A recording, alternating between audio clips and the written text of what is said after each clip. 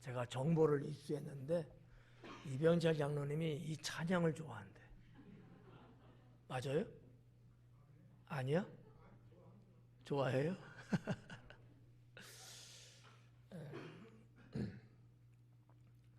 오늘 강의할 말씀의 제목은 배신과 유월절이 되겠습니다.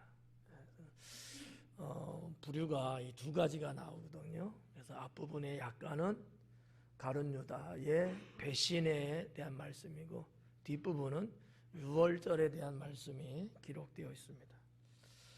오늘 10절부터 21절까지 상당히 길죠? 다 못할 것 같죠? 다 해요. 걱정하지 마시고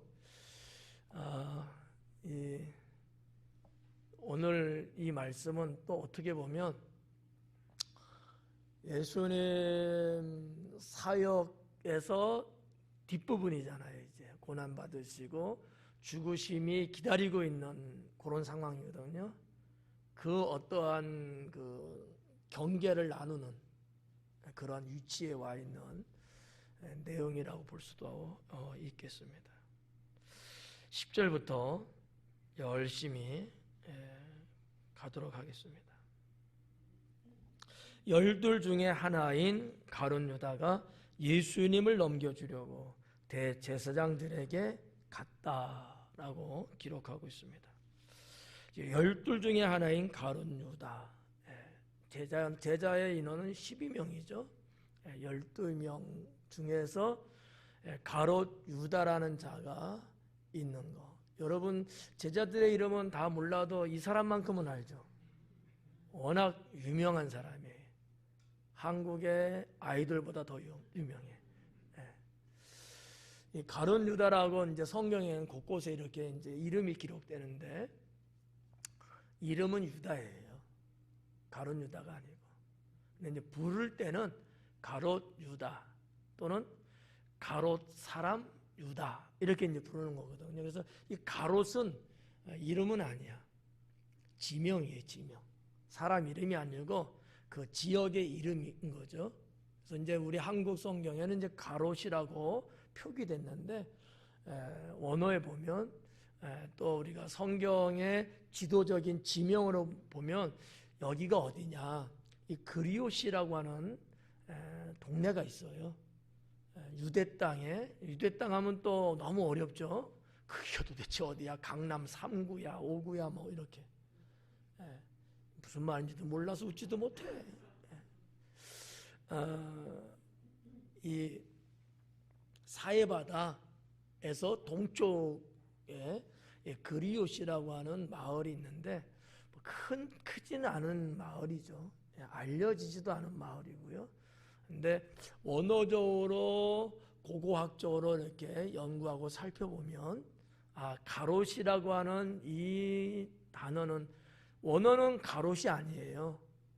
다른 이름이 따로 있는데 한글이 그런가 한글. 그래서 이 그리옷이라는 지역이다. 그래서 하도 그 유다라는 이름을 많이 씁니다. 유대인들은. 더군다나 이스라엘의 족보를 쫙 따지고 캐묻고 그러면 아마 유다 사람, 유대인 이런 말을 많이 하거든요. 왜냐하면 야곱의 12아들 중에 넷째 유다가 있단 말이에요.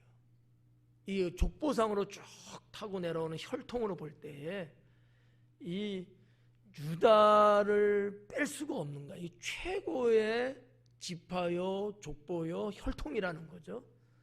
그래서 그런지는 몰라도 아무튼 유다라는 이름을 많이 써요. 뭐 지난주에도 말씀드렸습니다만 시몬이라는 말도 많이 쓴다 그랬죠. 근데 이런 말하면 될나 모르겠다.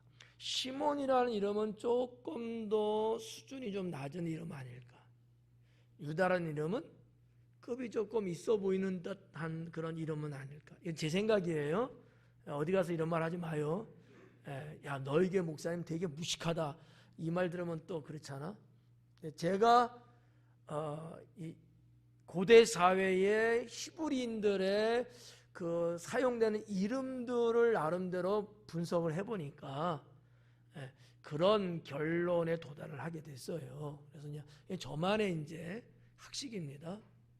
그래서 이제 그렇게 볼 수 있는데, 아무튼 유다라고 하는 이름은 흔하면서도 상당히 고풍스러운 그런 이름. 그러니까 철수, 영식이 이런 이름은 아니라는 거야. 무슨 말인지 아시죠? 그러면 어떤 이름일까? 뭐 병철이라든지 이삭이라든지 뭔가 이런 좀 특이한 이름과 같은. 좋죠. 좋죠. 별로 뭐 이게 뭐 감흥도 없고.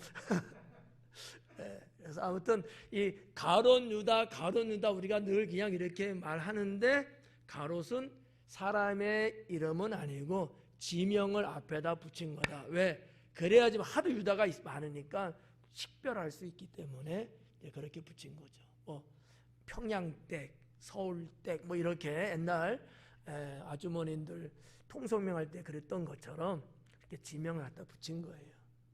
저는 이런 내용들을 이렇게 보면서 유다뿐만 아니라 여러분들이 성경을 보실 때 뭐 다 알 수는 없지만 어디 가서 다 이름이라고 말하면 사람 잘못 만나면 창피당해요. 그냥 그러려니 하고 이렇게 가시는 게 좋고요. 특히 우리 선생님들은 조금 지식적으로 알고 있으면 좋지 않을까 해서 말씀을 드리는 거고요. 자, 이러한 가롯 유다가 예수님을 넘겨준다고 하는 거죠. 넘겨준다고 했는데 이것이 원어적으로 무슨 뜻이냐 하면은 손에다가 권세를 쥐어주는 거예요. 권세를. 손에다가 이게 어디 여기 마이크. 자, 마이크가 있잖아요. 이거를 이게 권세라고 봐봐요. 그러면 이 손에 네가 해 하고 딱 쥐어주는 것 같은 거야. 이러한 뜻이에요. 그러니까 가롯 유다가 예수님을 그 당시 대제사장, 서기관, 그 다음에 뭐 그들의 바리새인들, 산헤드린 공회잖아요. 장로가 이제 포함되겠죠. 그들에게 예수님을 딱 거머쥘 수 있는 권세를 넘겨주는. 가롯 유다가 그런 권세는 있는 건 아니야. 배신을 통해서 예수님을 팔아버리는 거죠. 그런 개념이죠. 그래서 여기 지금 예수님을 가롯 유다는 넘겨주려고 한 거죠. 왜 그러면 가롯 유다는 예수님을 산헤드린 공회에다가 넘겨주려고 했을까? 왜 가롯 유다는 예수님을 팔아먹는 사람이 됐을까라는 거예요. 궁금하지 않죠? 궁금하지 않으면 통과하고 궁금하면 말씀해드리고. 그럴 줄 알았어요. 내가 궁금하다 할 줄 알고 다 준비했거든. 이유는 하나만 말씀드릴게요. 사탄이 그의 안에 들어갔다라는 거죠. 궁금은 하는데 나를 믿지를 않아. 지금 아멘들을 안 하는 것 같아. 마스크 쓴 게 장땡은 아니잖아. 가롯 유다가 예수님을 넘겨줬던 이유는 가롯 유다에게 이미 사탄이 들어갔기 때문이다. 아직도 아멘 안 해. 안 믿겠다 이거지. 제 얘기가 아니고 성경 누가복음에 기록되어 있어요. 제 얘기가 아니야. 성경에 있는 말씀이에요. 사탄이 그 속에 들어가서 가롯 유다가 넘겨줬다는 거죠. 자, 이렇게 사탄이 미혹하고 사탄이 내게 접근하고 사탄이 내 안에 들어오면 그 누구도 나만 할 수 있는 사람이 없다라는 거죠. 그러면 사탄이 근접하지 못하게 하는 게 중요하겠죠. 자, 이런 이제 내용들을 볼 때 사탄이 들어오니까 그도 그냥 감당할 수 없이 예수님을 팔아먹는 이런 결과가 왔어요. 그러면 왜 사탄이 가롯 유다에게 들어갔을까라는 거죠. 왜 12명 다른 제자들도 있는데 왜 유독 가룟 유다였느냐라는 거죠. 이건 궁금해요? 궁금하지 않아요? 그럴 줄 알았다니까. 세 가지 말씀드릴게요. 첫째는 가룟 유다는 인간의 생각, 인간적인 생각을 했어요. 늘 육신의 생각을 하며 살았다는 거죠. 예수님의 제자로 부름받고 공생의 3년 동안 금지기긴 했지만 그는 사람의 생각을 갖고 살았습니다. 육의 생각을 했다는 거죠. 자, 예수님 제자 정도 되면 육의 생각 말고 무슨 생각을 해야 되죠? 영의 생각을 해야죠. 신앙의 생각을 해야 되지 않겠어요? 여러분 같으면 그러지 않나요? 당연하죠. 근데 가룟 유다는 그런 게 아니야.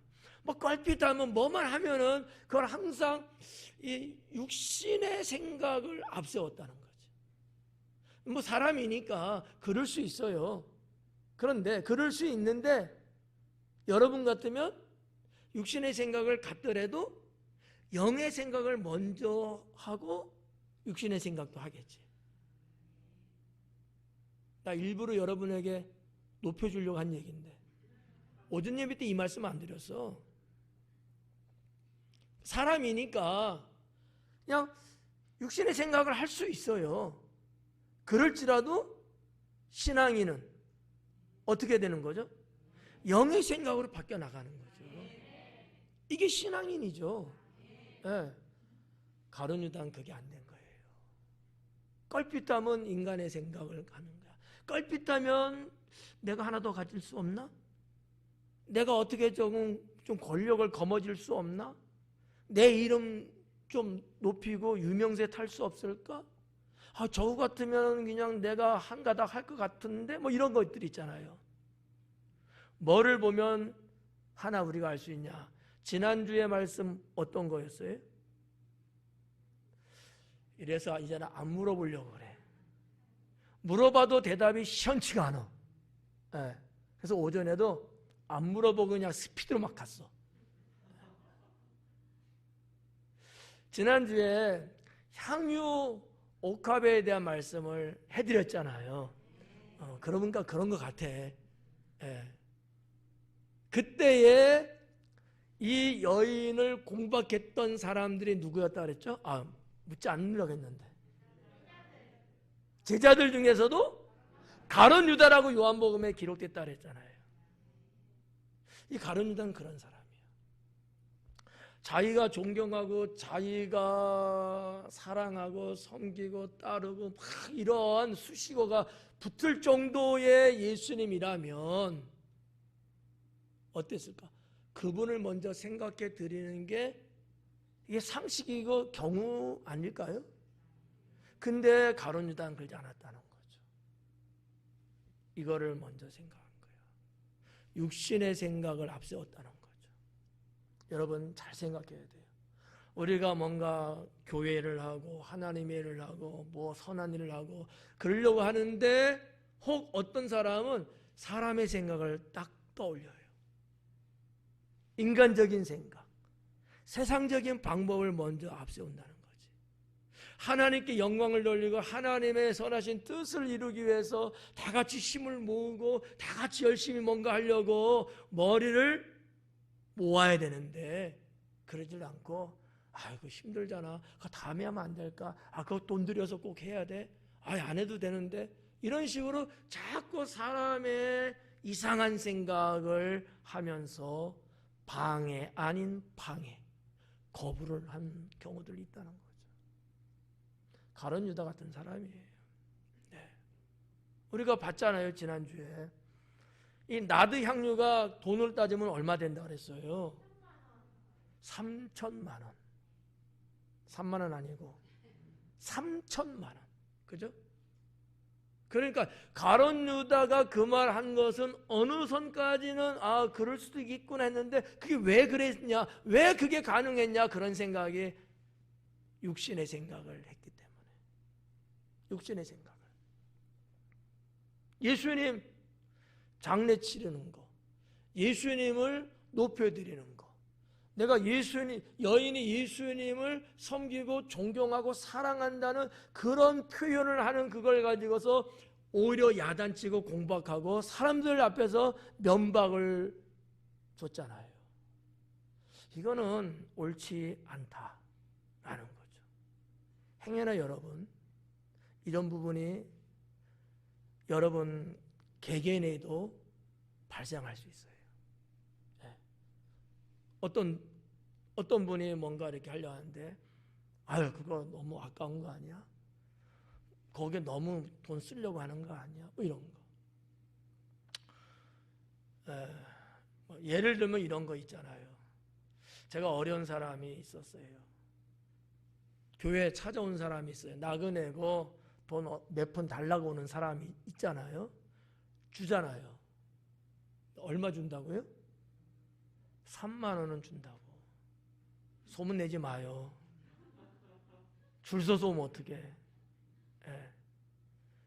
근데 왜 그걸 주냐고, 목사님 주니까 또 줘도 왜 그렇게 많이 주냐고 5천 원만 주지, 이런다는 거지. 예를 드리는 거예요. 자, 그러면 제가 잘못한 거예요? 그 어려운 사람 이유 불문하고 그 사람을 도와준다고 뭐라는 사람이 잘못된가? 누가 잘못된 거예요 이거? 에? 뭐라고 한 사람? 준 저는 잘못 없는 거예요? 정말이에요? 여러분이 받으러 오는 건 아니겠죠? 예를 들면 이런 거라는 거지. 불쌍하고 어렵고 힘든 사람, 그 사람이 뭐 그 돈 갖고 뭐를 하네 어쩌네, 이건 다 따지지 말고, 예. 설상 그 사람이 가져가서 동네에서 소주 한 잔을 사 먹더라 할지라도 그런 거 보지 말고 주님의 이름으로 하는 거잖아. 여러분, 받을만 해. 왜? 이 언덕까지 올랐는데 얼마나 힘들었겠어. 그게 그냥 되냐고. 걸어와야 돼. 여기까지. 감사하지. 아무도 공감 안 하네. 하여튼 뭐 예를 들면 이제 그렇다는 거예요.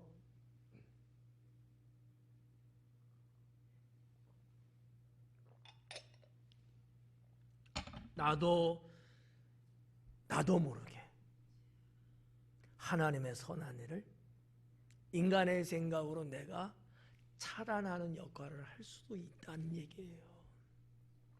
뭐 때문에? 육신의 생각을 먼저 하기 때문에. 육신의 생각. 두 번째는 욕심이에요. 욕심. 가룟 유다에게는 욕심이 남다르지 않았느냐. 좋게 말하면 이제 열정이라고 볼 수도 있고 열심이라고 볼 수도 있는데, 아무튼 욕심이에요. 욕심이 잉태한 적 죄를 낳고 죄가 장성한 적 사망을 낳느니라. 가룟 유다도 한때 예수님을 위해서 얼마나 열심히 했겠어요. 얼마나 부지런했겠어요. 매 가는 곳마다 다른 제자는 따라 붙지 않아도 가룟 유다는 늘 있었을 것이다. 특별한 경우 빼고는. 왜일까요? 재정을 맡았거든요. 예수는 가는 곳곳마다 때로는 돈을 써야 되는 상황들이 발생합니다. 그러지 않겠어요? 뭐 예수님이라고 해서 가는 족족마다 여러분 먹을 거 공짜로 주고 잠자는 거 공짜로 해주고 다 그렇게 편의를 봐줄까요? 아니란 말이에요. 때로는 정말 불쌍한 사람에게 재정을 주는 경우도 아마 있을 수 있고, 12명에다가 예수님 플러스 1 하니까 13명이 먹고 자는 문제가 발생하기도 하고, 때로는 어떠한 기구를 뭐 이용할 수도 있고, 뭐 그런 어떤 금전적 발생이 생길 수 있잖아요. 맞나요? 누가 있어야 돼요? 베드로요? 아니요. 재정을 맡고 있는 가룟 유다가 있어야 되는 거야. 그러니까 어떤 측면에서 가룟 유다는 다른 어떤 제자들보다 더 열심히 주님 쫓아다니면서 뒤처리를 했던 사람이라고 볼 수도 있다는 얘기지. 열심히 있어요, 없어요? 욕심 있는 사람이에요. 근데요, 열심이라고 볼 때는 참 좋아 보이는데 그 열심이 과연 주님을 위한 열심이었느냐라는 데는 의문점이 있어요. 그럼 가룟 유다는 어떤 열심이었을까요? 뭐를 위한 열심이었을까요? 자기의 욕심을 채우는 열심이었다라고 하는 거죠. 신앙 안에서 이게 맹점이고 이게 문제입니다. 교회 안에서도 마찬가지예요. 여러분들 다 열심히 있는 거 알아요. 안 물을 게 걱정하지 마요.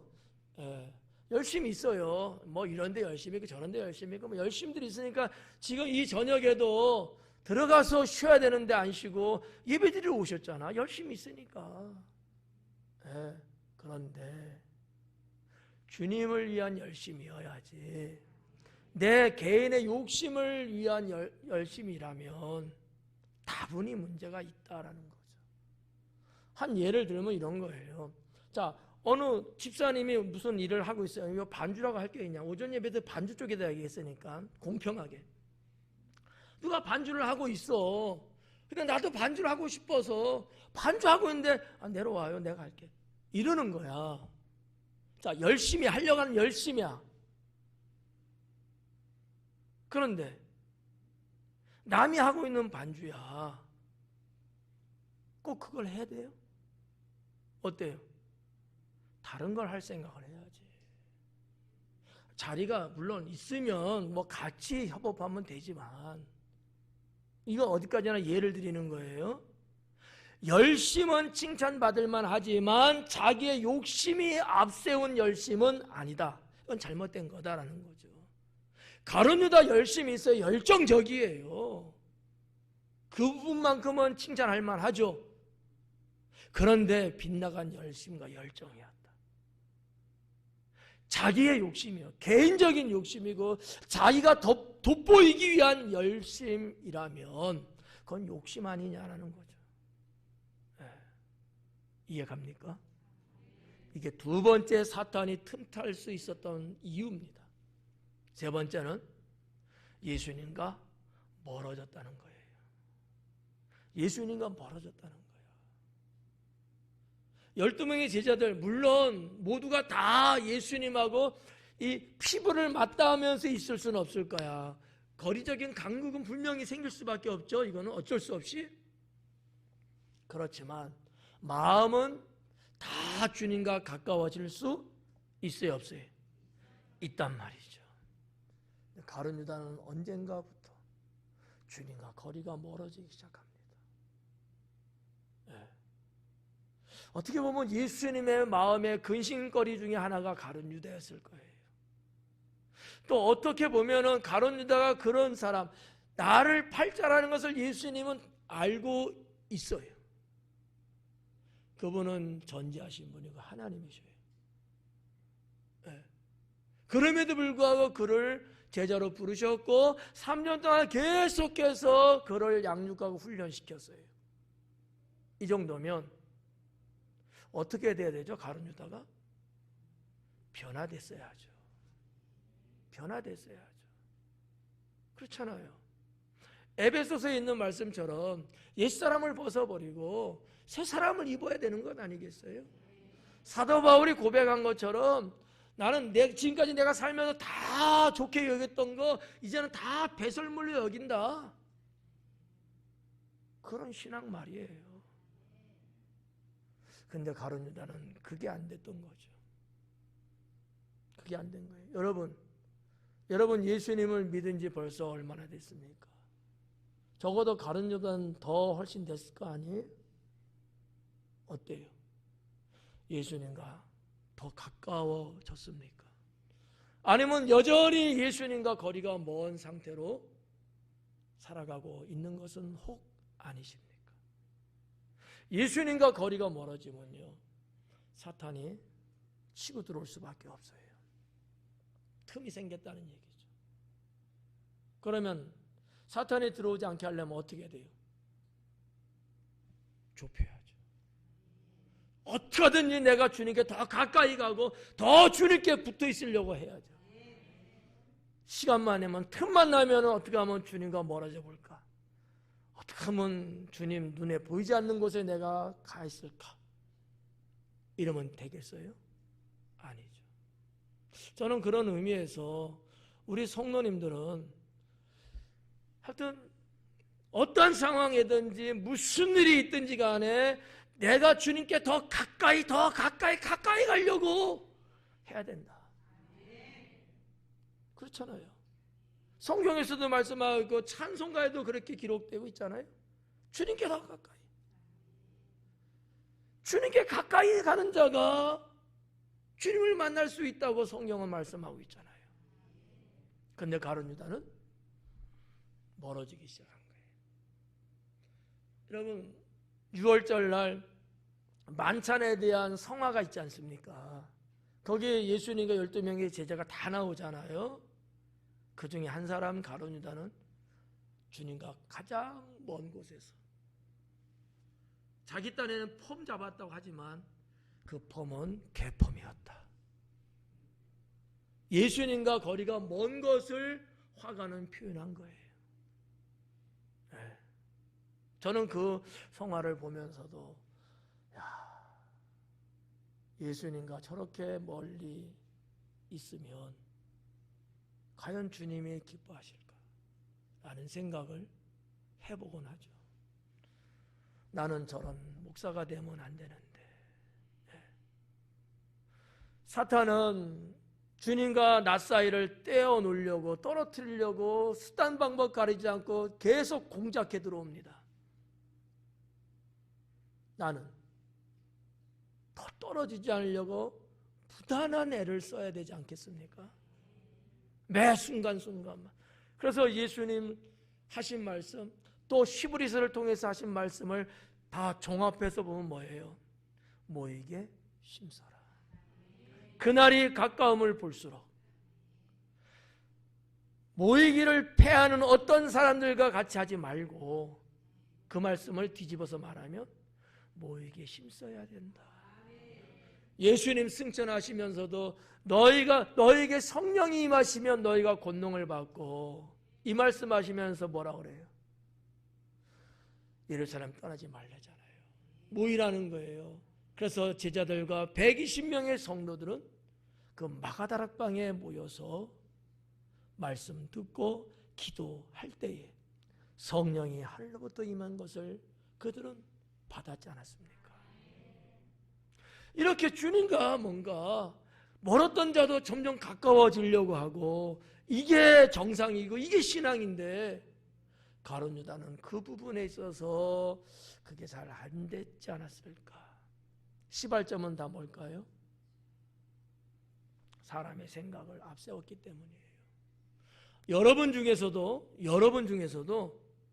가룟 유다처럼 육신의 생각을 앞세우는 경우가 된다면 저하고는 거리가 멀어질 거예요.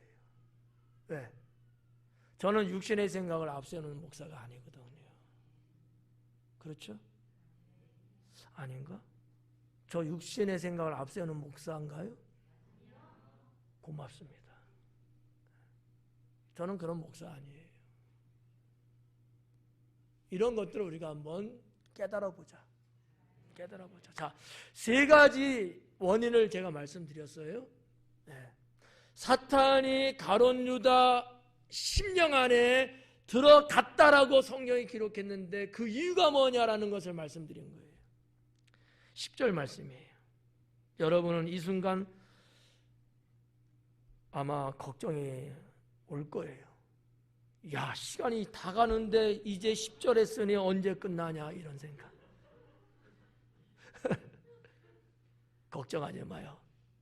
갈수록 속도 빨리 갈 거니까. 10절은 아무튼 우리가 이제 그런 부분 볼 수 있고요. 자, 넘겨주려고 대제사장들에게 갔다. 11절에 그들이 듣고 기뻐하여 돈을 주기로 약속하니, 그래요. 네. 자, 마가는 가룟 유다와 산헤드린 공회, 대제사장, 서기관, 장로들이 아마 있었을 겁니다. 거기에 간 거예요. 근데 그들이, 산헤드린 공회 사람들이 가룟 유다에게 돈을 줬다는 거죠. 근데 가룟 유다가 온 것 자체를 보고서 그들은 기뻐했다는 거예요. 자, 마가복음은 조금 이런 부분에 있어서 소상하게 기록하지는 않았어요. 근데 마태복음이나 누가복음 이런 데 보면 좀 더 소상한 내용들이 이제 나오기도 하고, 자, 그때 상황을 우리가 한번 살펴보자. 지난 시간에도 제가 이 말씀을 슬쩍 언급은 했습니다만은 뭐냐 하면, 왜 사내들인 공회 사람들이 가룟 유다가 와서 거래한 것 때문에 기뻐했을까? 묻지 않을게. 걱정하지 마요. 6월절 명절이 다가오는데 이날에 자기네의 디데이로 잡으면, 예수님을 죽이는 날로 잡으면 뭐가 일어날까봐?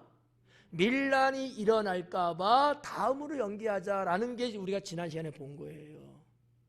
그러니까 사내들인 사람들은 예수님을 죽여야 되는데 죽일 방도를 찾고 있는 중이었고, 어떻게 하면 문제없이 우리 뜻대로 할 수 있을까라는 게 고민거리였거든요.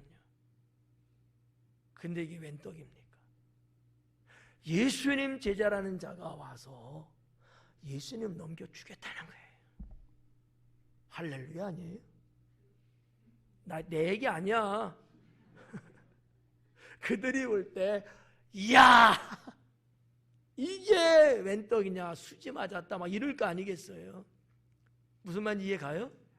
왜 그들이 가룟 유다를 기뻐했냐 이거야. 그런 배경이라는 거죠. 그런 배경. 여기 말씀해 보니까 11절에 그들이 듣고 기뻐해 돈을 주기로 약속했대요.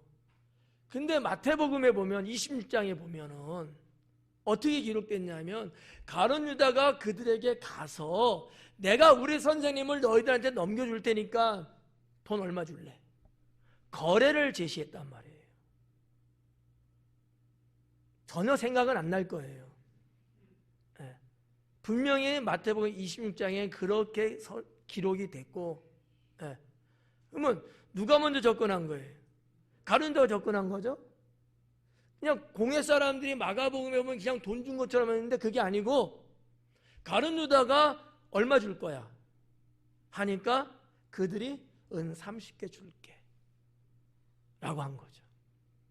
은 30개 정도면 당대의 노예의 몸값 정도 된다고 볼 수 있고요. 조금 써먹을 만한 노예들 있잖아. 뭐 남자 말하면 건장하다든지, 옷을 벗겨보니까 식스팩이 있다든지, 뭐 여성으로 보면 아름답고 예쁜 노예라든지, 뭔가 퀄리티가 있는 듯한 이런 사람들에 볼 때는 30개 은 자체도 적은 거라는 거죠. 무슨 얘기냐면 이런 거예요. 예수님 은 30개 팔아 넘겼지만 예수님은 싸구려로 팔렸다라고 하는 사실이죠. 그냥 고물 처리하듯이 말이죠. 저의 표현이 조금 상스럽지만 제가 일부러 그렇게 쓰는 거예요. 예수님 그 고귀하고 그 하나님이신 그분이 그렇게 한 인간의 취급당하면서 고난받으시고 죽으셨다라는 거죠. 여러분은 어때요? 주님을 그런 식으로 대하는 분은 없죠? 어떻게 대하셔요? 이래서 내가 안 물으려고 그래. 내 생애 최고로 내가 대우해드려. 어떻게 해요? 액션 좀 쳐봐. 내 생애 최고로 내가 가장 존귀한 분으로 내가 그분을 대한다. 이 신앙이 있어야 됩니다. 11절에서 사내들인 공회 사람들이 가룟 유다를 보고 기뻐한 것은 다 소상한 내용, 상세한 내용은 여기는 없는 거야. 제시를 하니까 이게 웬 떡이야 하고, 그래서 기뻐한 거야. 그래서 거래 30개의 거래가 됐고 성사가 됐어요. 그때부터 가룟 유다는 어떻게 하면 우리 선생님을 정말 기가 막히게 눈치 못 채게 완벽하게 팔 수 있을까 고민하기 시작합니다. 방책을 세우고 방법을 모색하기 시작했다고 성경은 기록하고 있습니다. 정말 나쁜 놈이죠. 그렇잖아요. 11절에 그랬잖아요. 유다가 예수님을 어떻게 넘겨줄까 하고 그 좋은 기회를 찾더라. 넘겨줄까 하고 그 기회를 찾았어. 그런데 가룟 유다 입장에서는 가장 좋은 기회를 찾고 싶은 거지. 티도 안 나고 누구도 할 수 없고 그러나 완벽하게 체인지할 수 있는 그런 기회를 엿보기 시작했다는 거죠. 아마 어떻게 보면은 그가 비상한 머리를 총동원했을 거예요. 가룟 유다는요 무식하지 않습니다. 똑똑하고요, 약삭 빠르고요, 그런 사람이에요. 지식 있는 사람이란 말이죠. 최대한으로 자기가 생각해낼 수 있고 짜낼 수 있는 것들을 총동원 다 해봤다는 거지. 어설프게 할 수는 없잖아요. 잘못하면 동료 제자들한테 밟혀 죽을 수도 있는 것 아니겠어요? 그런 위험도 분명히 따를 수 있다는 거죠. 그는 간교한 획책을 하기 시작했을 겁니다. 오늘 여기 말씀을 여러분 봐봐요. 기회를 찾더라. 저는 우리 성도들은 저도 그렇고 여러분도 그렇고 가룟 유다처럼 죄질 수 있는 기회, 나쁜 짓 하려는 기회를 찾고 어떻게 하면 주님 욕먹힐 기회, 이런 기회를 찾기보다는 하나님의 뜻을 어떻게 하면 이루어드릴 수 있을까? 어떻게 하면 한 영혼을 살릴 수 있을까? 어떻게 하면 주님의 은혜가 온 세상에 퍼지게 할 수 있을까? 이런 기회를 찾는 거 아니겠어요? 네. 이게 정상이죠. 가룟 유다는 이미 글러먹었다. 생각이 완전히 맛이 갔어요. 왜? 사탄이 들어갔기 때문이죠. 사탄이. 성경 구약에도 보니까 귀신이 사울왕에게 들어가니까 전혀 그래 본 적 없었던 사울왕이잖아요. 얼마나 여러분 사울 청년이 기가 막혔으면 하나님께서 초대왕으로 세웠겠냐고요. 아무나 세웠겠어요? 믿음도 좋고 패기도 있고 뭔가 민족을 이끌어갈 수 있을 만한 사울 아니었겠어요? 귀신이 들어가니까 이거 맛이 가버린 거야. 일반 보통 사람들이 하지 않는, 하려고 하지도 않는 그런 일을 서슴없이 막 해버리잖아요. 가룟 유다도 똑같아요. 가룟 유다도. 사랑하는 여러분, 여러분은 주님을 위한 기회를 찾는 성도가 될 수 있기를 바랍니다. 이렇게 우리가 10절과 11절을 이렇게 보는데 여기서 하나 마무리하고 넘어갈게요. 돈은 가룟 유다의 약점이었다. 돈 만지는 자잖아. 돈 만지는 자. 약점이었다. 야고보서의 말씀에도 보니까 뭐라고 말씀하고 있어요? 돈에 대한 말씀. 돈은 일만하게 뿌리가 된다. 디모데서도 그런 말씀들을 하고 계셔요. 돈을 사랑하지 마라. 돈이라고 하는 것은 유용하게 쓸 수는 있어요. 그러나 돈에게 내 마음을 뺏기면 안 되고 돈에게 내 신앙을 빼앗기면 안 되겠죠. 가룟 유다는 이 부분이 잘못된 거예요. 네. 원래 태생이 나쁜 사람은 아니겠지만 그래서 가룟 유다의 이 부분을 이렇게 이제 정리를 하면서 뭐 하여튼 좀 원어적인 부분, 성경의 원본적인 부분하고는 좀 이렇게 우리가 보는 성경하고 이제 다른 부분들이 있는데 이 그리옷이라고 하는 그 가롯, 그리옷이라고 하는 그 뜻은 이런 거래요. 배신. 우연일까? 참 아이러니합니다만, 하여튼 뭐 가룟 유다는 오늘 이렇게 여기서 마무리를 짓도록 하겠습니다. 거듭 말씀드리지만 가룟 유다가 보여주었던 그런 모습을 우리는 갖지 말자. 자, 12절. 무교절의 첫날 곧 유월절 양 잡는 날에 제자들이 예수님께 여짜오되. 그래요. 무교절의 첫날 곧 유월절. 무교절은 7일이고 무교절 전에 유월절이 있다고 그랬죠. 니산월 14일이 유월절이거든요. 하루예요. 그래서 14일이 끝나고 15일로 넘어가면 그때부터는 무교절이 시작된다고 지난주에 말씀드렸어요. 자, 여기에서 유월절 양 잡는 날에 양 잡는이라고 여기 잡는이라는 단어가 나와요. 이 잡는다고 하는 이 단어의 단어가 뭐냐면 에디온이라는 단어로 되어 있는데 에디온이라는 뜻은 뭐냐면 재물을 죽이다라는 뜻이에요. 재물을 죽인다.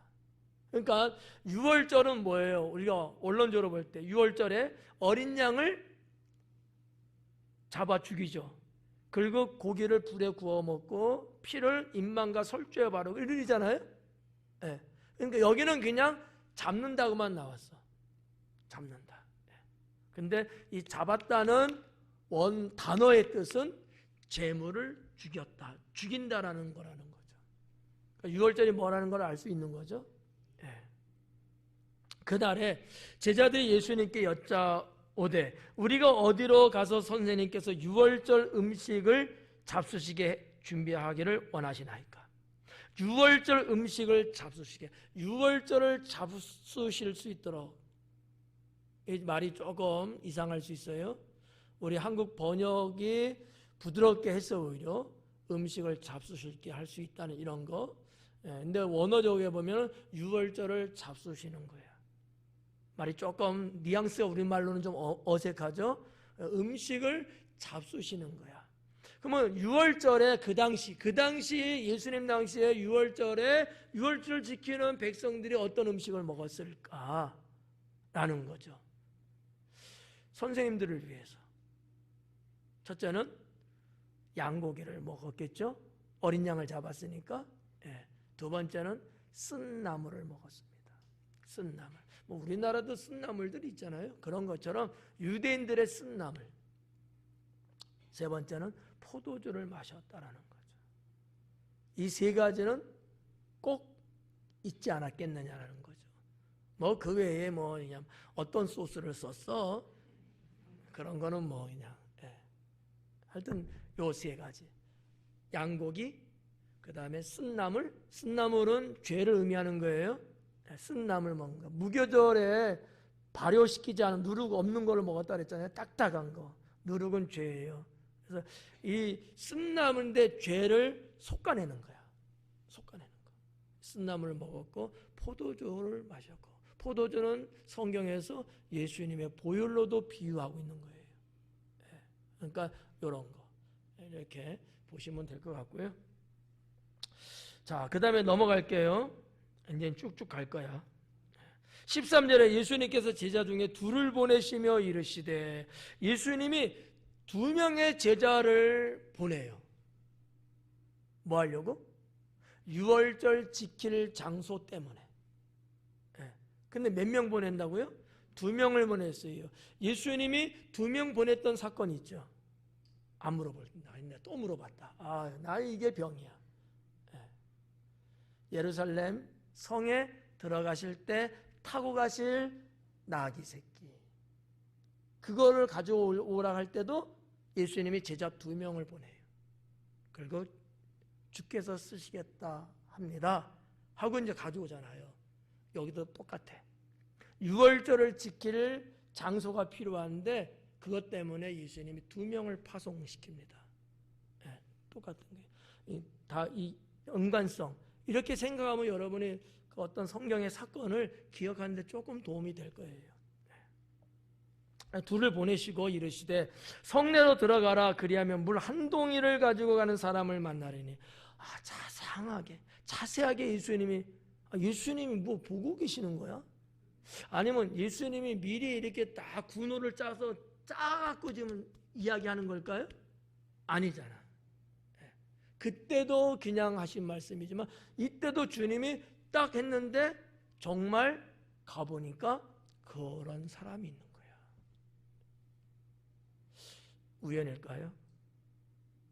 어떤 학자는 그렇게도 번역을 했더라고요.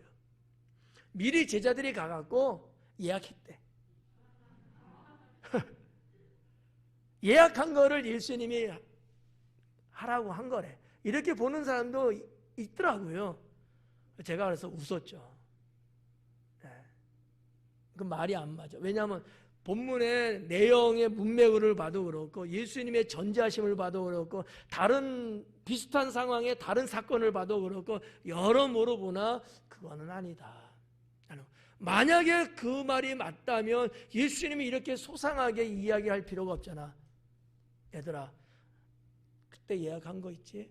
가서 잡어. 그럼 끝나는 거 아니야? 네. 어제도 감사구역 구역유회 마치고 저녁 식사하러 갔는데 이진영 집사님 그랬나? 그러더라고. 예약한 방 있죠? 그러더라고. 예약했으니까 그러면 끝나는 거야. 아, 예, 일로 오세요. 이럴 거 아니에요. 여기 만나는 사람한테도 예약한 거 있죠? 그럼 아, 예, 이럴 거 아니야. 근데 예수님이 다 소상하게 일러주시는 걸 보면 그건 아니지 않느냐라는 거죠. 여러분들이 뭐 그분의 한 얘기를 볼 경우는 없을 거야. 예. 근데 하여튼 그런 사람도 있더라는 거죠. 그 왜 그랬을까요? 인간의 생각을 하는 거야.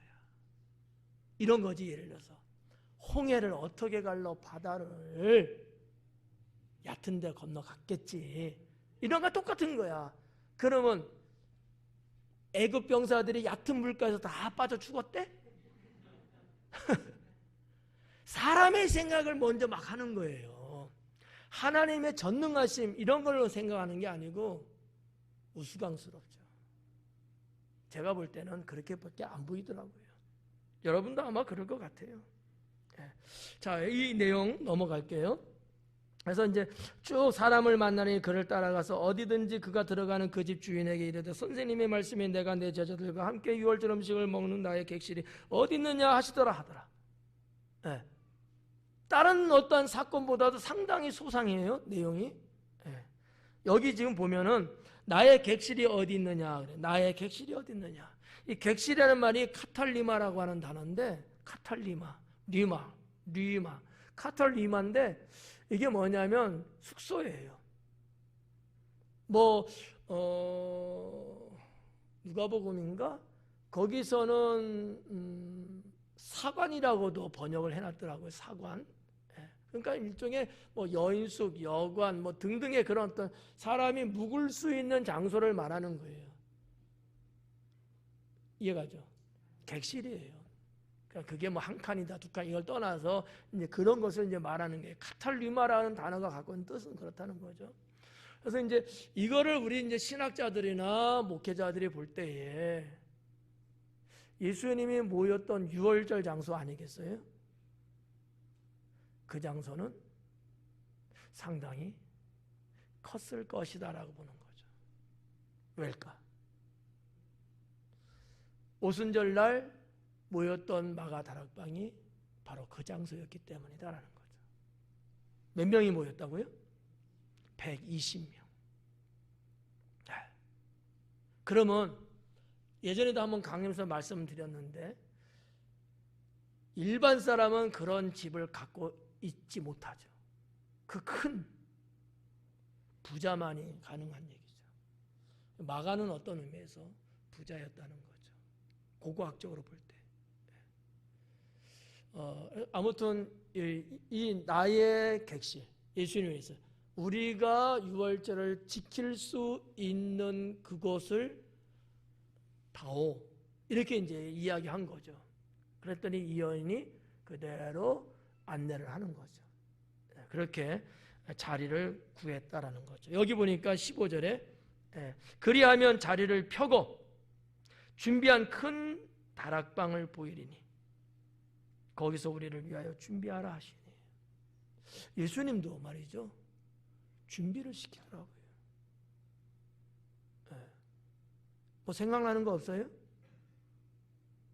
생각나는 거. 또 물어봤네. 내 삶을 준비하라. 예수님 그분도 어떠한 일을 하시기 위해서 준비하시더라는 거죠. 죄인을 구원하는 이 구속사역을 하는 데 있어서 예수님이 준비했다고 그랬어요? 안 했다고 그랬어요? 제가요? 준비했다고 그랬어요. 얼마요? 얼마 동안요? 30년을 준비하셨어요. 30년. 우리 같으면 다 나자빠졌어. 너무 길어 기간이. 빨리 어떻게 해버려야지. 그건 내 생각이고 하나님의 깊은 뜻은 따로 있었지 않았느냐. 유월절을 지키는 사건에 이것도 준비 있게 하시는 예수님. 여러분의 삶 가운데 하나님이 12월 달에 삶을 준비하라고 했을 때는 뭔가의 일이 뒤에 올 것 있기 때문에 준비시키는 것이 아니겠는가. 저는 그렇게 믿어요. 아무것도 없는데 준비시킬 일은 없잖아요. 그렇잖아요. 6월절도 안 지키는데 방 잡으러 나고요? 돈만 축나게? 그러진 않죠. 어떠한 큰 뭔가 있으니까 준비시킨 것처럼 우리의 삶에도 하나님이 뭔가 가지고 오실 것이 있을 거다. 그거를 준비하는 자만이 받을 수 있는 거겠죠. 16절에 제자들이 나가 성내로 들어가서 예수님께서 하시던 말씀대로 만나, 예수님께서 하시는 대로 만났대요. 그리고 뭐라 그래? 6월절 음식을 준비하니라. 참 이 문장에서 말씀드리고 싶은 것은 말씀대로 했다는 사실이에요. 말씀대로. 우리도 주님 말씀대로 살아야 합니다. 거기에 나의 인간적인 것을 가타부타 하면서 였다 뺐다 이러면 안 된다는 거 아시죠? 주님 말씀에는 1.1핵도 변함이 없으니까 거기에 붙이든지 빼든지 하지 말래잖아요. 화가 있을지어다. 그냥 우리는 주님을 믿는 그 신앙을 갖고 그냥 말씀대로, 누가 볼 때는, 저 세상 사람이 볼 때는 고지식하고 바보 멍청이 같이 보일지 몰라도 말씀이 곧 생명이니까 우리는 말씀대로 하는 거예요. 제자들이 여기서 자기들의 얄팍한 무슨 뭐 어떤 계략이냐 뭐 지혜냐 할 것 없이 만약에 해갖고 엉뚱했으면은 이거는 큰 사건이 일어나겠죠. 예수님 말씀하신 그대로 판박이식으로 갖다가 이야기를 했어요. 왜? 주님이 말씀한 그대로 지금 장면이 지금 나오고 있잖아요. 제자들도 그대로. 그리고 하나님의 구원 사역을 이루어가는 모습을 우리가 느낄 수 있지 않겠느냐라는 거죠. 17절에 저물매 그 12를 데리시고 가서 다 앉아 먹을 때에 예수님께서 이르시되 내가 진실로 너에게 이르노니 너희 중에 한 사람 곧 나와 함께 먹는 자가 나를 팔리라 하신대. 자, 여기 앉아 먹을 때에 그랬어요. 여러분처럼 지금 앉아 계시잖아요. 여러분 그렇게 앉아 있는 거잖아요. 근데 아시다시피 유대인들에 있어서의 그 앉아서 뭘 먹는다는 것은 그런 식으로 지금 앉는 게 아니고 기대어 이렇게 좀 비스듬하게 그거를 앉아서 먹는다, 앉아 있다, 뭐 기대다 이런 뜻이라는 거죠. 우리하고 좀 달라요. 그래서 여기서 이제 앉았다라는 이 단어가 갖고 있는 게 그렇다는 얘기예요. 기대어라는 뜻입니다. 기대어. 실습해보기도 그렇다. 쓰러질 것 같아서. 앉아 먹을 때 그랬는데 이거 봐봐요. 너희 중에 한 사람 곧 나와 함께 먹는 자가 나를 팔리라. 너희 중에 12명인데 너희 중에 한 사람이 나를 판다는 말씀을 여기서 직접 하십니다. 뭐 여러분 다 알잖아요. 가룟 유다. 그가 팔았다는 거죠. 근데 이 팔자, 나와 함께 했던 자가 파는 거야. 예수님을 모르는 자가 팔면은 그래도 뭐 덜 속상하겠죠. 늘 나와 함께 했던 제자가 나를 배신하는 거야. 얼마나 여러분 비참하고 얼마나 마음이 무너질까. 시편 41편 9절에 보니까 이 말씀을 기록을 해놨어요. 한번 보실래요? 시간이 될 것 같아요. 한번 보자고요. 시편 41편 9절. 제가 읽어드릴 테니까 한번 쭉 보셔요. 예. 내가 신뢰하여 내 떡을 나눠 먹던 나의 가까운 친구도 나를 대적하여 그의 발꿈치를 들었나이다. 어떻게 좀 연관성이 있는 것 같아요? 예수님은 이와 같은 말씀, 이미 신약 시편에 있는 말씀을 알고 계신 거예요.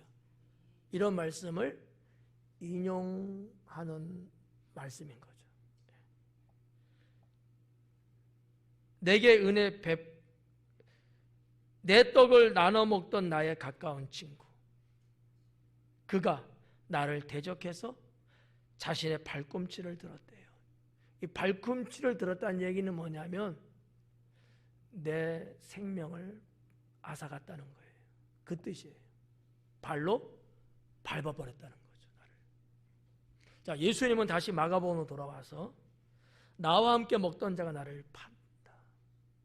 나와 함께 먹는 자가 나를 팔 거라는 거죠. 배신은 그렇더라고요. 가까운 사람이 하더라고요. 세상에도 그렇고요. 교회 안에서도 그렇고요. 나 딴에는 친하다고 생각하고, 나 딴에는 허물없다고 생각하고, 나 딴에는 서로 중마고처럼 좀 자별하다 생각한 사람인데 꼭 보면 그와 같은 사람이 배신하더라는 거죠. 이게 서글픈 거죠. 이게 비참한 거예요. 원래부터 원수가 그런다면 문제가 아니지. 그렇게 친한 사이가 아닌 사람이 나를 팔았다? 그렇지, 세상 다 그런 거지. 이렇게 그냥 넘어갈 수 있지만, 다른 사람은 다 그럴지라도 이 사람만큼은 아닐 거라고 믿었는데 그 사람의 등에다 칼을 꽂는 거죠. 어떻게 보면 예수님은 그런 심정 아니었을까라는 거죠. 예. 여러분의 인생에는 이런 일이 단 한 번도 없기를 바랍니다. 예. 배신 당하지도 마시고 여러분이 배신하는 사람이 되지도 마시고. 예.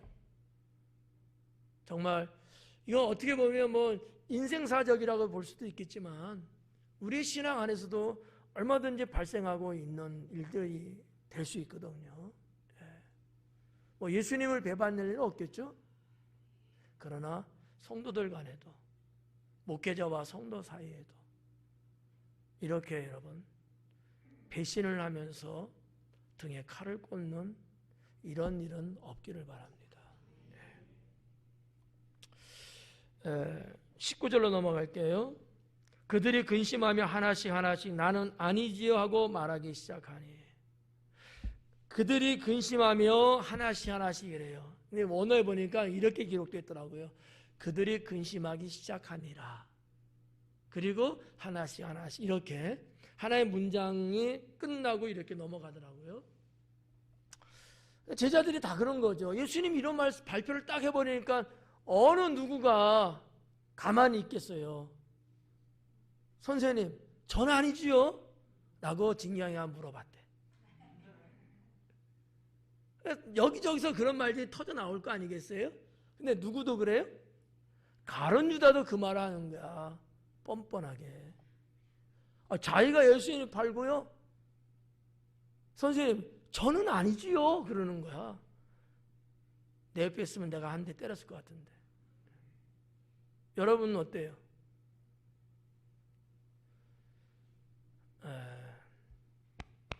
물론 그냥 임기응변일 수 있어.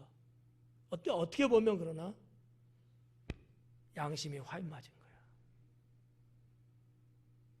나 같으면 그 말은 못할 것 같아. 내가 정말 주님을 배신하고 팔았다면 그 말은 못할 것 같아. 가만히 있지 그냥. 표시나서 그럴까? 양심상 내가 어떻게 주님 저는 아니죠. 내가 그랬는데 나는 아니요란 말을 어떻게 하냐고. 그렇잖아요. 가룟 유다는 망가질 대로 망가진 거야. 저는 그렇게 느껴져요. 양심마저도 파괴됐다라는 거죠.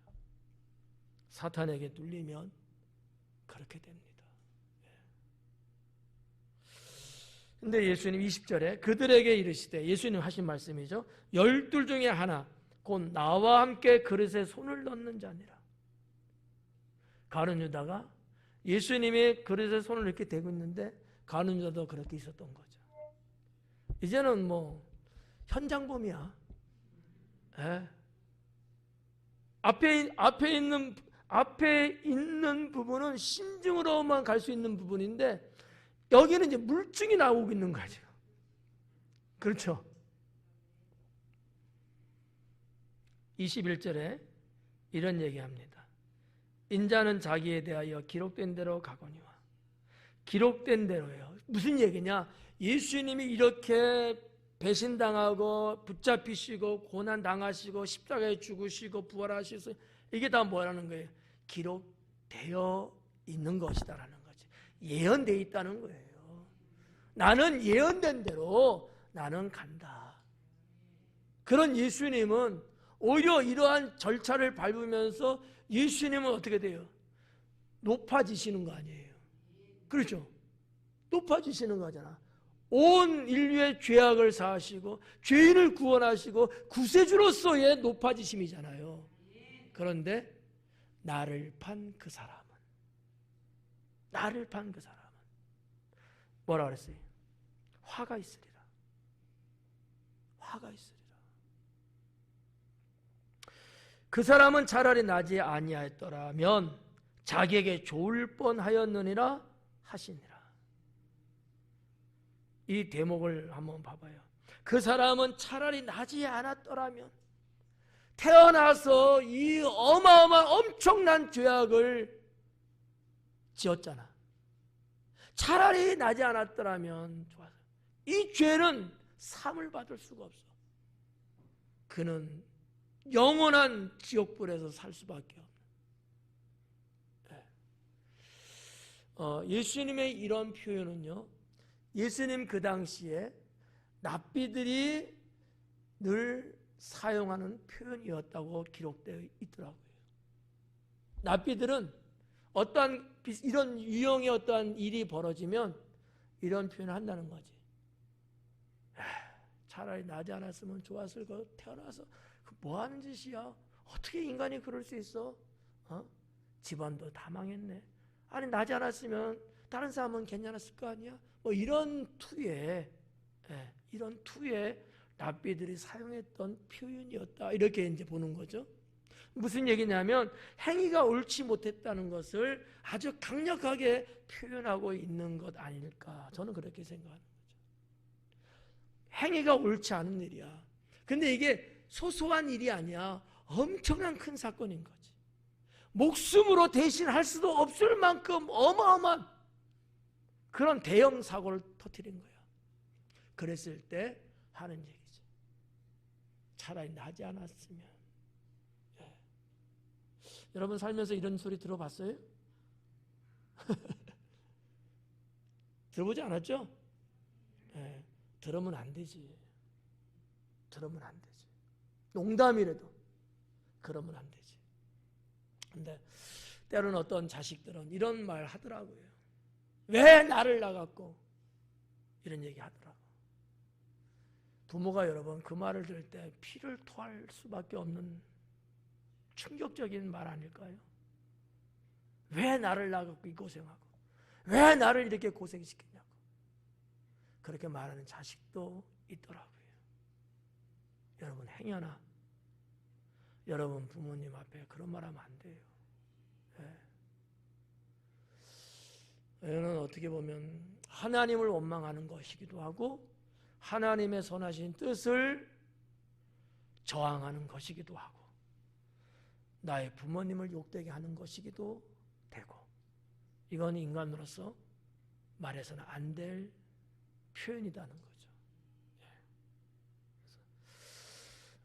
어떤 분은 그러더라고. 왜 나를 예수님 믿게 해갖고 뭐 이런 말 하는 사람이 있더라고. 여러분 예수님 믿어도 어떻게 살느냐. 예수님 믿으면 구원받잖아. 그게 낫지. 예수님 평생 믿잖아 갖고 영원한 지옥에 가 사는 게 낫겠어요? 그건 아니지. 근데 때로는 그렇게 말하는 사람이 있더라는 거지. 그러면 안 된다. 그러면 안 된다. 오늘은 여기까지 살펴보았습니다. 기도하겠습니다.